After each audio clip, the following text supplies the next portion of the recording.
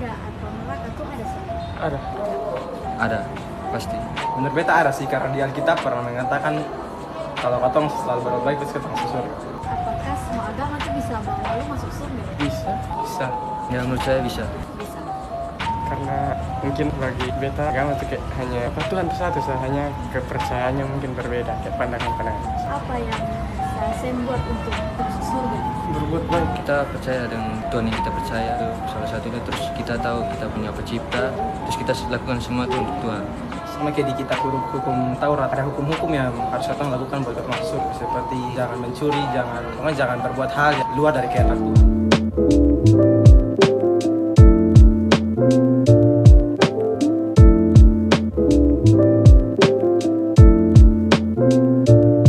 Sorga jelas ada, karena di dalam Alkitab mencatat adanya sorga. Kata sorga di dalam perjanjian lama itu memakai kata samayim. Di dalam perjanjian baru memakai kata uranos. Ya. Jadi berkali-kali muncul di dalam Alkitab perjanjian lama maupun perjanjian baru. Itu menunjuk kepada tempat kediaman dari Allah sendiri, juga malaikat-malaikat. Surga adalah tempat tinggal dari Allah sendiri, tempat Allah bersemayam. Itu banyak sekali terdapat di dalam ayat-ayat perjanjian baru dan perjanjian lama. Contohnya di dalam perjanjian lama, di dalam Ulangan 4 ayat 36, 26 ayat 15, 1 Raja-Raja 8 ayat 30, Mazmur 14 ayat 2, Pengkhotbah 5 ayat 1. Di dalam perjanjian baru itu di dalam Matius 6 ayat 9, 10 ayat 32, Ibrani 8 ayat 1, dan masih banyak ayat yang lain lagi. Kalau sebagai tempat tinggal malaikat, karena malaikat adalah makhluk yang diciptakan untuk melayani Allah dan berada di sekitar Allah. Tentunya dia berada di surga juga. Contohnya di dalam 2 Tawarik 18 ayat 18, Markus 12 ayat 25, Galatia 1 ayat 8. Dan surga pun juga nantinya adalah tempat di mana orang percaya akan pergi ke sana. Jelas sekali Alkitab mengatakan hal itu dalam Matius 8 ayat 10, Filemon 3 ayat 2, Wahyu 7 ayat 9, bahkan disebut tempat kediaman kekal, 2 Korintus 5 ayat 1, atau biasa disebut juga kediaman yang akan datang. Contohnya di dalam 1 Timotius 4 ayat 8 dan 6 ayat 19. Jadi jelas sekali sorga itu ada, bukan hasil karangan dari manusia atau hasil karangan dari para pemuka agama. Karena Alkitab mencatat dengan jelas ya. Pertanyaan berikut, apakah neraka ada atau tidak ya? Ya, neraka pasti ada. Karena Tuhan itu Tuhan yang kasih dan juga adil gitu. Kalau ada keadilan, maka tentunya yang jahat harus dihukum.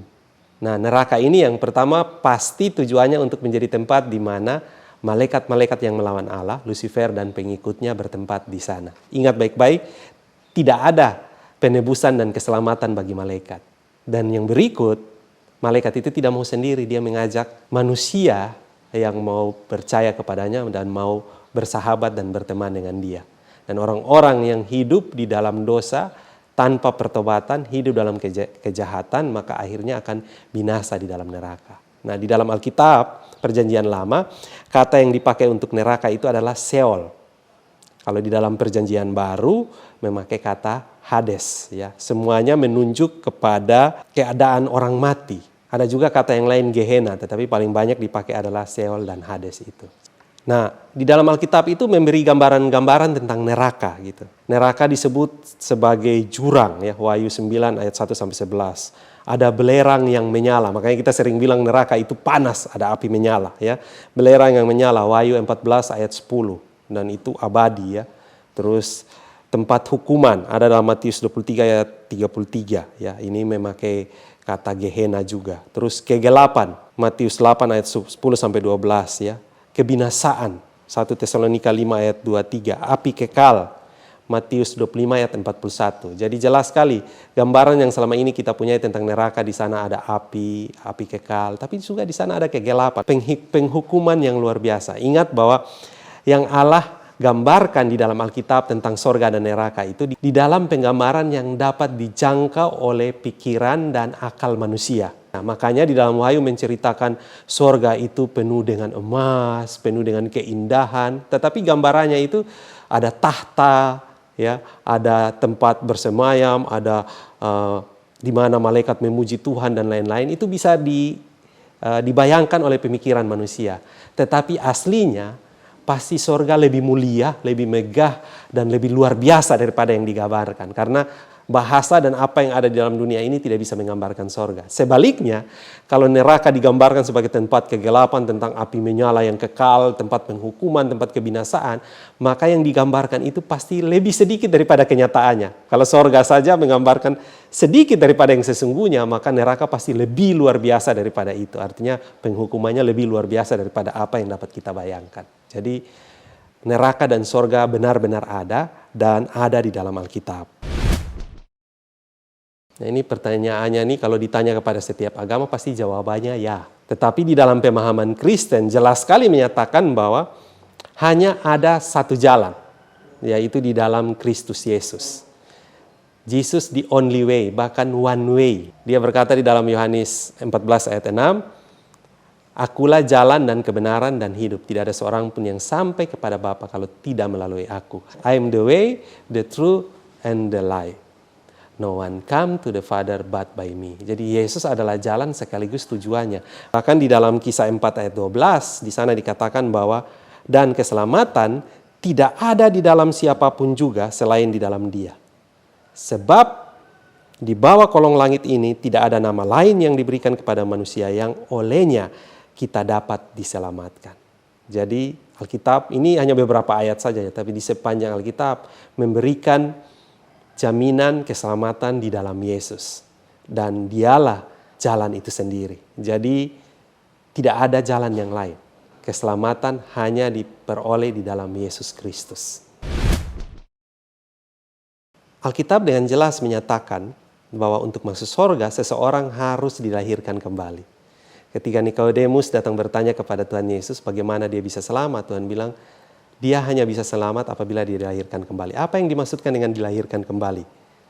Regeneration. Itu berbicara kita harus membuka hati kita dan menerima Dia sebagai juru selamat pribadi di dalam Tuhan.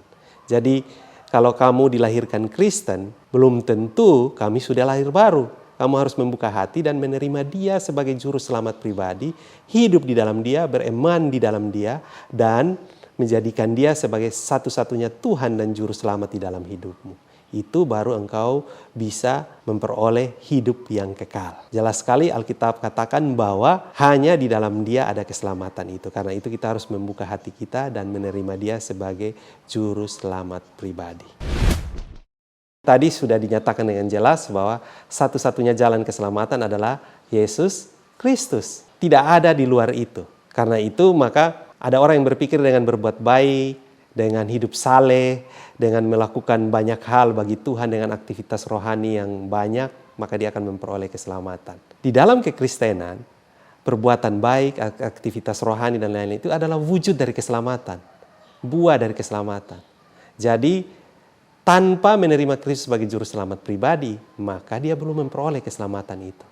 Dia harus menerima Kristus dulu sebagai juru selamat pribadi, Roh Kudus bersemayam di dalam hatinya, dan dia menjalani keselamatannya dengan menyatakan kasih Allah itu lewat perbuatan baik, lewat beribadat, lewat aktivitas rohani. Itu sebagai bukti dia mengasihi Tuhan, sebagai bukti dia bersyukur atas keselamatan, juga sebagai bukti Allah yang baik ada di dalam dia. Tapi itu bukan syarat untuk memperoleh keselamatan, justru syarat setelah punya keselamatan. Dari dalam kekristenan keselamatan hanya diperoleh kalau kita mempunyai hidup yang kekal di dalam Tuhan.